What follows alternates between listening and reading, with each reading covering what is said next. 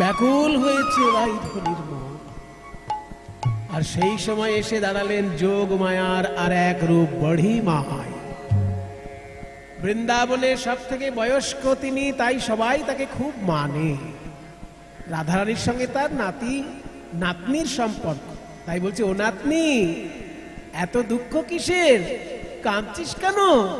ও বুড়িমা, কেমন করে আমি প্রাণনাথকে পাই একবার বলে দাও। আচ্ছা, তোর ওই প্রাণ গোবিন্দের কথা মনে পড়েছে? যমুনায় আজকে বাঁশি বাজাচ্ছে নৌকা সাজিয়ে নিয়ে, তোর জন্য অপেক্ষা করছে ওই রসের নাগর। দাঁড়া, তোর জন্য তোর শাশুড়ির কাছ থেকে অনুমতি নিয়ে আসি। তাই শাশুড়ির কাছে এসেছে। জটিলা, জটিলা হচ্ছে রাধারানীর শাশুড়ি। জটিলে, বলো মা। বলছি বড় লোকের মেয়ে অর্থাৎ রাজকন্যা রাধাকে বৌমা করে বানিয়ে বাড়িতে এনেছিস, এই ভাঙা ঘরে রাখবি বলে? কি করব বুড়িমা? কি করবি মানে? পয়সা কোথায় থাকে জানিস না? শাস্ত্র কি বলেছে পয়সা কোথায় থাকে? শাস্ত্র বলছে পয়সা কোথায় থাকে জানো? বাণিজ্যে বসতে লক্ষ্মী। পয়সা তিন জায়গায় থাকে আর এক জায়গায় থাকে না। তিনটে জায়গা বলছে শাস্ত্র। বাণিজ্যে বসতে লক্ষ্মী, বাণিজ্যে লক্ষ্মী বাস করে। তদর্ধং কৃষি কর্মণি, তার অর্ধেকটা বাস করে চাষবাসে। মানে লক্ষ্মী সব থেকে বেশি পাওয়া যায় ব্যবসায়। সত্যি কথা, ব্যবসায়ীদের মতন বড় লোক তার সবাই হবে না, তাই ব্যবসায় সব থেকে বেশি লক্ষ্মী থাকে। দ্বিতীয় তদর্ধম, তার অর্ধেকটা কৃষি কর্মণি, চাষবাসে থাকে। এখনকার দিনে তো আবার চাষবাসের একটা সুবিধা আছে, চাষবাসের যদি ফসল পান সেটার জন্য ট্যাক্স দিতে হবে না। বিজনেস করলে তবু ট্যাক্স দিতে হবে, কিন্তু চাষবাসে ফসল তুললে ট্যাক্স দিতে হবে না। কাজেই লক্ষ্মী কোথায় কোথায় থাকে? ব্যবসায় থাকে লক্ষ্মী, চাষবাসে থাকে তার অর্ধেক লক্ষ্মী। আর তদর্থং রাজ ও সেবায়াম, যদি রাজকর্মচারী কেউ থাকে তাদেরও পকেটে দুটো পয়সা থাকে। হ্যাঁ, কিন্তু ভিক্ষায়াং নৈব নৈবচ, ভিক্ষা যেন কেউ না করে। কাজ করে খাও, যে কোনো কাজে তুমি লক্ষ্মীকে পাবে, কিন্তু ভিক্ষা করলে তুমি লক্ষ্মীর প্রিয় পাত্র হতে পারবে না। তাই বাণিজ্যে বসতে লক্ষ্মী। ব্যবসা করবি না? দধি দুগ্ধ ঘৃত গোল আজকে চড়া দামে বিক্রি হচ্ছে, চল তুই চল। জটিলা বলে আমি বুড়ি মানুষ, আমি কি যেতে পারি? বলে তাহলে তোর মেয়েকে পাঠা। বলে বাবা আমার মেয়ের নাম কুটিলা, ওর নাম যেমন স্বভাবও তেমন। ও যদি হাটে যায়, যে ঝগড়া জানে না তাকে ঝগড়া শিখিয়ে দিয়ে বাড়িতে আসবে। বলবো এত ঝগড়াটি মেয়ে তো ছেলেকে পাঠা। বলে ছেলে আমার সবসময় মা কালীর মন্দিরে বসে থাকে, কোথাও যেতে চায় না। বলে তোদের ঘরে কি কেউ নেই ব্যবসায় যাবার মতো? একজন আছে বুড়িমা, আমাদের বৌমা আছে। বলে তাহলে তোর বৌমাকেই দে, তাকে নিয়ে ব্যবসা করে আনি, যা লাভ হবে সব তুই পাবি। তাই রাধারানীকে অনুমতি নিয়ে চলেছেন বুড়িমা। শীতল তরুর ছায়ে বসিয়া বসিয়া যায়, যমুনা কিনারে দিল দেখা, আসি সবে যমুনা কিনারে দিল দেখা, তারাই আসিয়া দাঁড়ালো, ওই যমুনার তীরে সবে আসিয়া দাঁড়ালো, ওই যমুনার তীরে সবে আসিয়া দাঁড়ালো। যমুনার তীরে সমস্ত গোপী এসেছেন, অষ্ট সখী সহকারে রাধারানী এসেছেন বুড়িমাইকে সঙ্গে করে। কিন্তু কোনো নৌকা বা নাবিক কিছুই তো দেখতে পাচ্ছি না। বুড়িমা একটু সরে দাঁড়াও দেখি। যেই বুড়িমা সরে দাঁড়িয়েছে, দেখছে দূরে যেন একটা নৌকা দেখা যাচ্ছে, বহু দূরে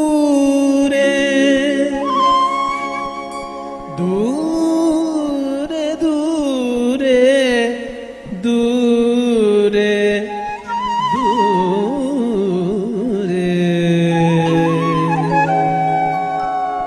আরে বাবা তখন থেকে দূরে দূরে করছিস, কি দেখছিস বলবি তো? বলছি বুড়িমা এত সুন্দর যে আমি বলতেই পারছি না। একখানি তোরি দেখা যায়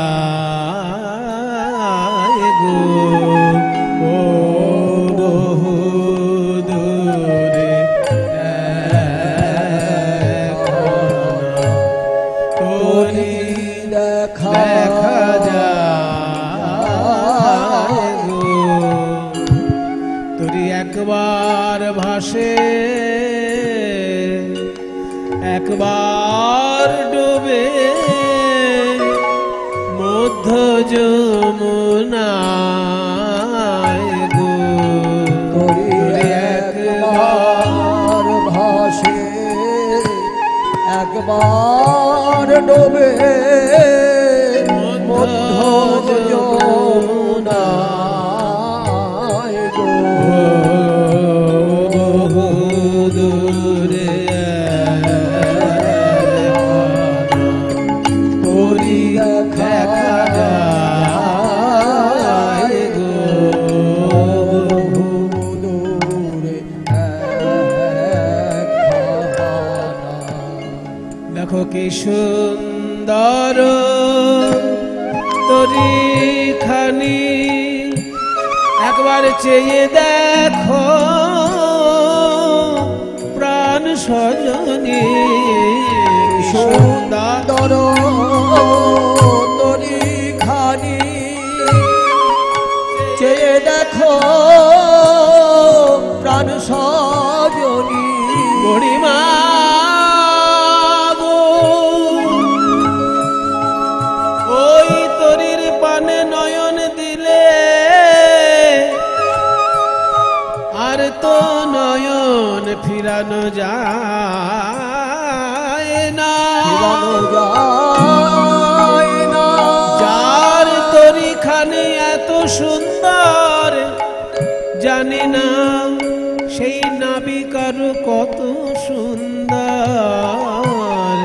সুন্দর তরি খানি চেয়ে দেখো প্রাণ সজনী, ওই তরির মাঝে অনিল মনি বসে বৈঠাবায় গো, আমার তোরির মাঝে অনিল মনি বসে বৈঠাবায় গো, বহু দূরে তোরি দেখা যায় গো, বহু দূরে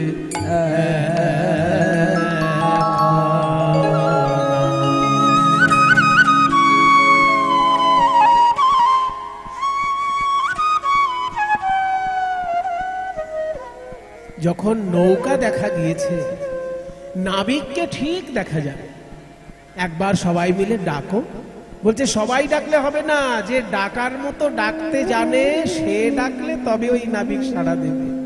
রাধে, আমাদের মধ্যে আমরা কেউ জানি না ডাকতে, তুই একবার ডাক, দেখি ওই নাবিক কেমন সাড়া দেয়। তাই রাধারানী ডাকছেন, ও নবীন নেয়ে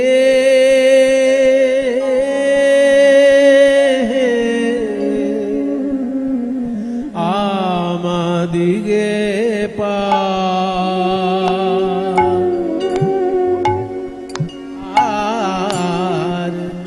পার করে দে,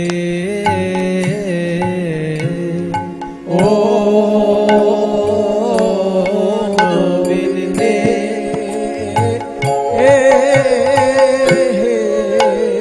আমাদিগে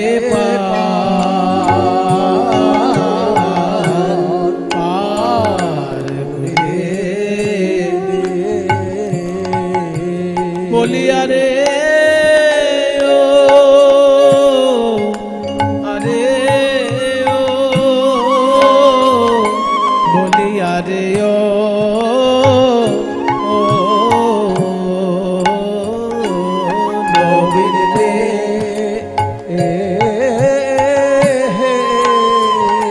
আমরা হল হলাম অবলা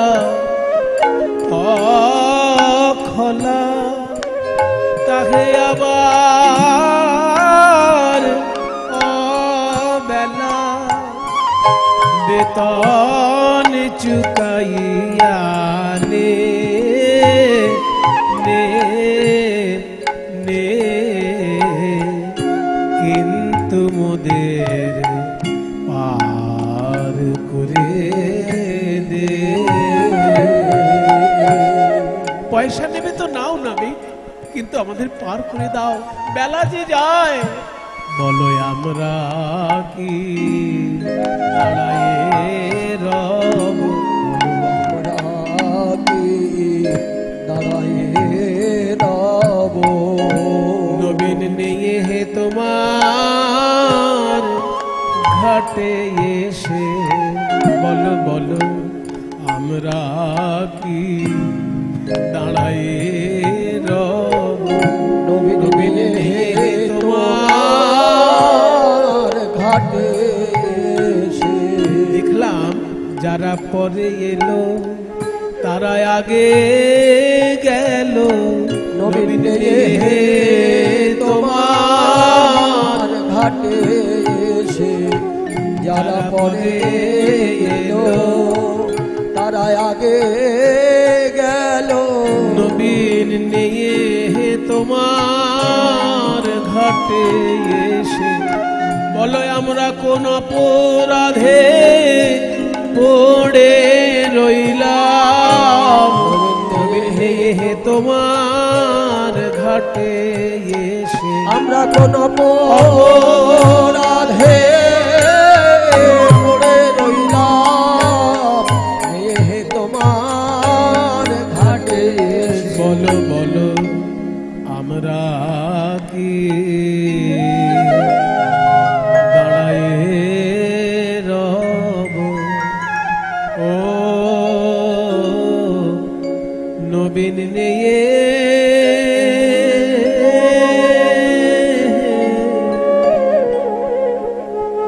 এই কাতর কণ্ঠের ডাক ওই নাবিকের কানে তো পৌঁছাবে।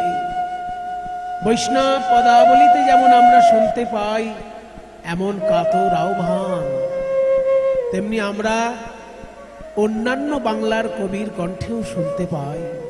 বাংলার কবি বলছেন, কত আশা করে বসে আছি, পাব জীবনে না হয় মরণে,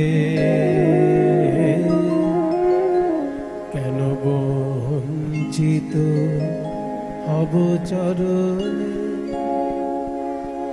আহা তাই যদি নাহি হবে গো, পাতকি তরুণ তরিতে তাপিত, আতুরে তুলে না লবে গো। বাংলা ভাষা হলেও কিন্তু সহজে সকলের বোধগম্য নয়। পাতকি তারণ তরি মানে পাপীকে পার করা নৌকা। আমার মতো পাপীকে যদি না তুলবে, তাহলে পাপী উদ্ধার করা নৌকাটা তুমি আনলে কেন? আনার দরকার ছিল না। পাতকি তরণ তরিতে তাপিত, আতুরে তুলে না লবে গো। ভগবান বলছে, আমি নৌকা তো এনেছি পাপীদেরকে উদ্ধার করার জন্য, তো তোমরা আসতে দেরি করেছো কেন? দেরি করলে উঠতে পারবে না নৌকা। বলে দেরিটাই দেখলে ঠাকুর, কেন দেরি হলো জিজ্ঞাসা করবে না? কেন দেরি হয়েছে? কেন? হয়ে পথের ধুলায় অন্ধ, এসে দেখিব কি খেয়া বন্ধ। হয়ে পথের ধুলায় অন্ধ, এসে দেখিব কি খেয়া বন্ধ। তবে পারে বসে পার করো বলে পাপী কেন ডাকে দিন স্মরণে। তুমি যদি আমার মতো পাপী তাপীকে উদ্ধার না করবে, তাহলে নৌকা আনলে কেন? বাহ, আমাকেই তাহলে দোষটা চাপিয়ে দিলি। কিন্তু আমি যে তোদেরকে উদ্ধার করবো এই বিশ্বাসটা হলো কি করে? বলে বিশ্বাস শুনেছি সাধু সঙ্গে, আমি শুনেছি হে দিশাহারি, আমি শুনেছি হে তৃষাহারি, তুমি এনে দাও তারে প্রেম অমৃত তৃষিত যে চাহে বারি। তুমি এমন দয়াময়, কেউ যদি তোমার কাছে জল চায় তুমি জল না দিয়ে তাকে অমৃত দাও। কারণ জল যদি দিয়ে দেওয়া হয় তেষ্টা মিটে গেলে পরে আবার তেষ্টা পাবে, কিন্তু অমৃত এমন যে তৃষ্ণাও আর পাবে না, আজীবন সে আনন্দে থাকবে। তাই কেউ তোমার কাছে জল চাইলে তাকে তুমি প্রেম দাও, অর্থাৎ কেউ যদি তোমার কাছে বিষয় চায় তাকে তুমি প্রেমানন্দ দিয়ে পরিপূর্ণ করে দাও। এনে দাও তারে প্রেম অমৃত তৃষিত যে চাহে বারি, তুমি আপনা হইতে হও আপনার, যার কেহ নাই তুমি আছো তার। আপনা হইতে হও আপনার, যার কেহ নাই তুমি আছো তার। রজনীকান্ত সেন মহাশয় শোনাচ্ছেন আমাদের এই কথা। তুমি আপনা হইতে হও আপনার, যার কেহ নাই তুমি আছো তার। একই সবই মিছে কথা ভাবি সে বারতা বড় বাজে প্রভু মরমে, কেন বঞ্চিত হব চরণে। কাতর প্রাণে ডাকতে ডাকতে নৌকা একেবারে কাছাকাছি এসে গেছে। নাবিক এবার গোপীদের উদ্দেশ্যে বলছে, কে গো তোমরা? তখন থেকে আমার দিকে তাকিয়ে নানা রকম ইঙ্গিত করে আমাকে ডাকছো, কে তোমরা? ও গো তোমরা কে গো খঞ্জনা নয়নি,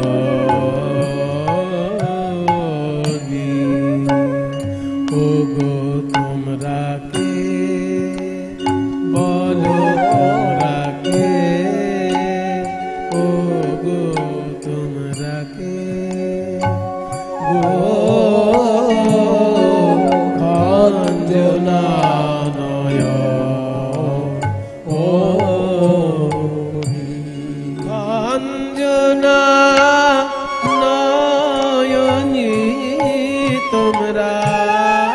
খঞ্জনা নয়নি তোমরা, মৃগ নয়নি তোমরা মৃগ নয়নি, গো তোমরা মৃগ নয়নি, গো তোমরা মৃগ খঞ্জনা নয়নি, তোমরা মৃগ খঞ্জনা নয়নি, তোমরা মৃগ খঞ্জনা নয়নি, তোমরা মৃগ খঞ্জনা নয়নি, তোমরা মৃগ নয়নি গো।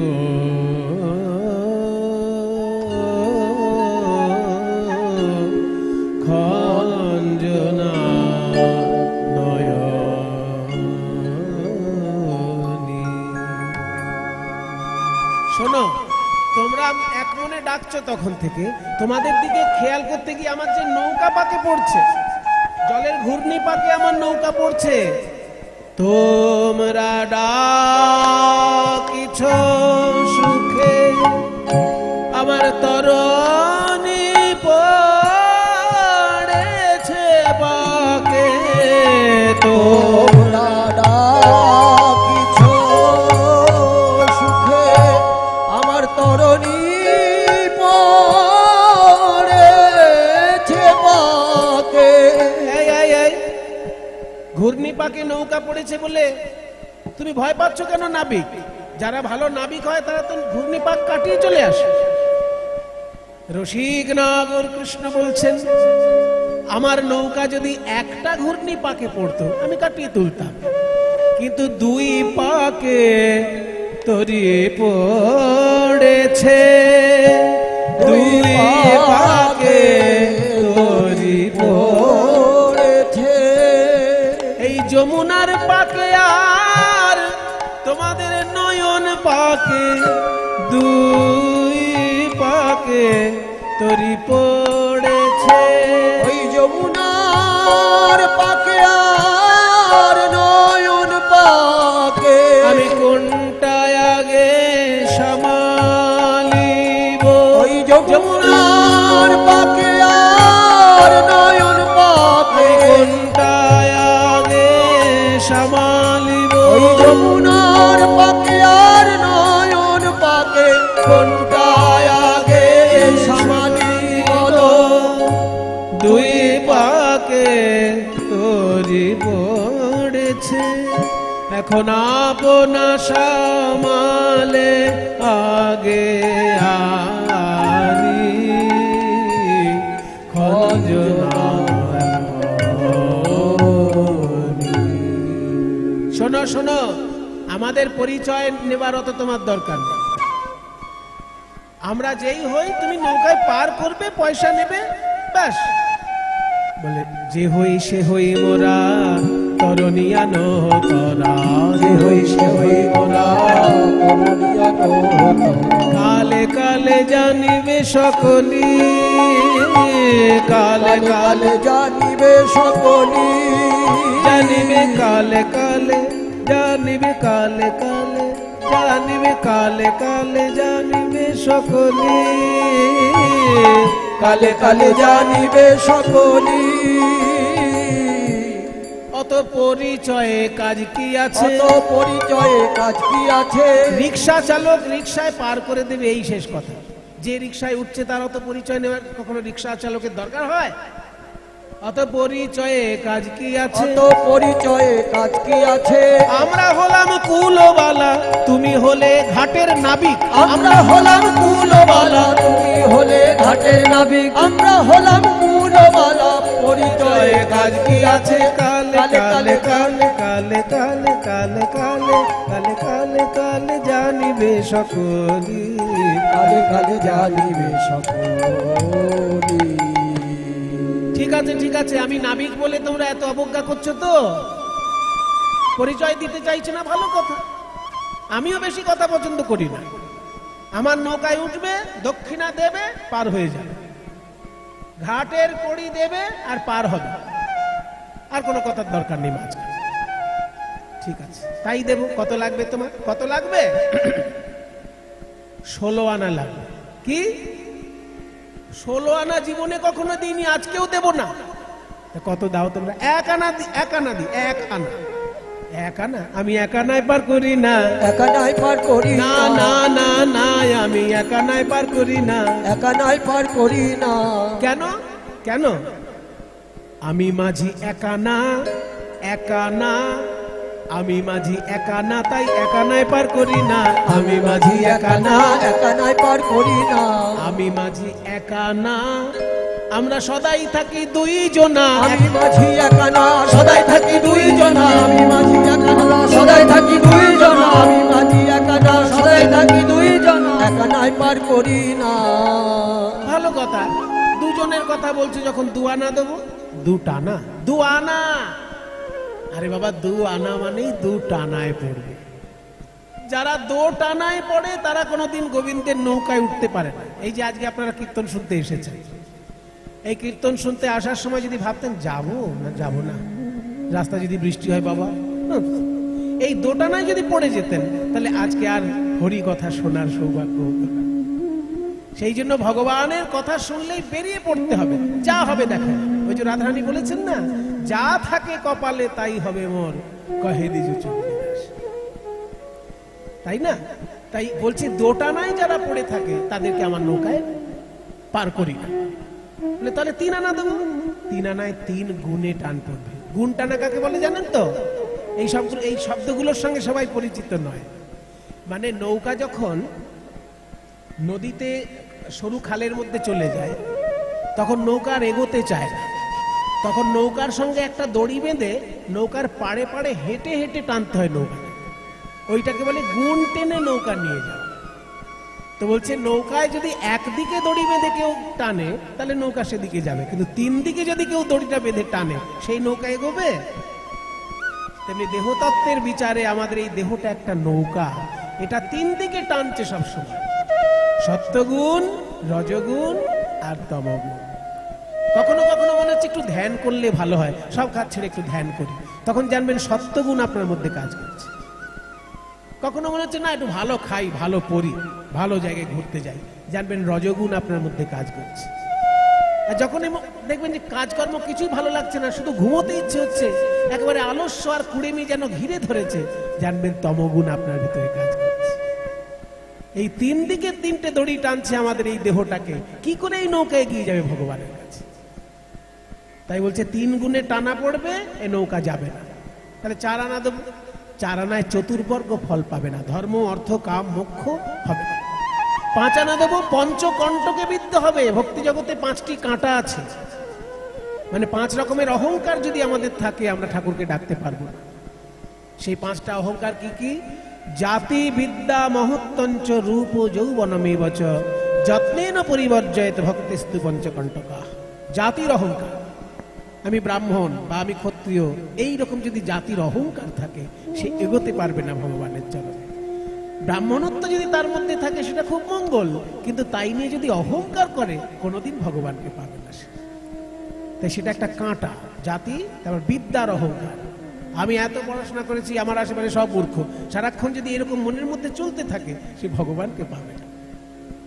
জাতি বিদ্যা মহত্ব, তারপর মহত্বের অহংকার, যেমন মনে করুন আমি একটা পার্টির লিডার, সবাই আমাকে মানে, লক্ষ লক্ষ লোক আমাকে ভোট দেয়, আমি পার্টির লিডার, এই অহংকার যদি থাকে, মহত্বের অহংকার, তাহলেও সে পাবে না। জাতি বিদ্যা মহত্ব রূপ এবং যৌবন, এই 5 রকমের অহংকারের কাঁটায় যদি কেউ খোঁচা খায় সে ভক্তিপথে এগোতে পারবে না। তাই আমি 5 আনায় পার করি না। ঠিক আছে, 6 আনা দেবো। 6 আনায় 6টি রিপু আছে, কাম ক্রোধ লোভ মোহ মদ মাৎসর্য। 7 আনা দেবো, সপ্ত গৌণ রসে বদ্ধ হবে, হাস্য অদ্ভুত বীর করুণ রুদ্র ভয়ানক বিভৎস, এগুলো গৌণ রস। তাহলে 8 আনা দেবো। 8 আনা অব্দি যখন উঠে গেছো তাহলে হয়ে যায়। যোগ করে দাও না, যোগ করে দাও না, 8 আর 8 যোগ করে দাও। বলে 8 আনা দেবো, তাতেও হবে না। 9 আনায় নববিধা ভক্তি লাভ হবে না। 10 আনা দেবো, বলে 10 আনায় তোমার 10 ইন্দ্রিয় যদি যোগ না হয়, 10 ইন্দ্রিয় এক হয়ে যদি ঈশ্বরকে স্মরণ না করে তাহলেও হবে না। 10 আনা অব্দি যখন উঠে গেছে তাহলে তো তার আর বাকি থাকে কি, মাত্র 6 আনা বাকি থাকে। তাহলে যোগ করে দাও। বলে এতক্ষণ যোগের কথা বললে না, এখন কেন যোগের কথা বলছো? বলে যোগ করে দাও না, যোগ করে দাও না, 10 আর 6 মিলে যোগ করে দাও না, 10 আর 6 মিলে যোগ করে দাও না। 10 আর 6 যোগ কেন না? 10 10 ইন্দ্রিয় আর 6 6টি রিপু, এই 16টি জিনিস যদি কেউ ঈশ্বরের উদ্দেশ্যে অনুকূলে সেবা করতে পারে তাহলে সে ঈশ্বর লাভ করবেই করবে। ও বাবা, এই 16 আনা আমরা সেই দিনই দিয়েছি, সেই দিনই দিয়েছি, সেই দিনই দিয়েছি, সেই দিনই দিয়েছি। প্রথম নাম শুনেছি সেই দিনই দিয়েছি, প্রথম নাম শুনেছি সেই দিনই দিয়েছি, প্রথম নাম শুনেছি ওই পূর্বরাগের দিনে, প্রথম নাম শুনেছি ওই পূর্বরাগের দিনে, প্রথম নাম শুনেছি ওই পূর্বরাগের দিনে, প্রথম নাম শুনেছি ওই পূর্বরাগের দিনে, প্রথম নাম শুনে সেই দিনই দিয়েছি,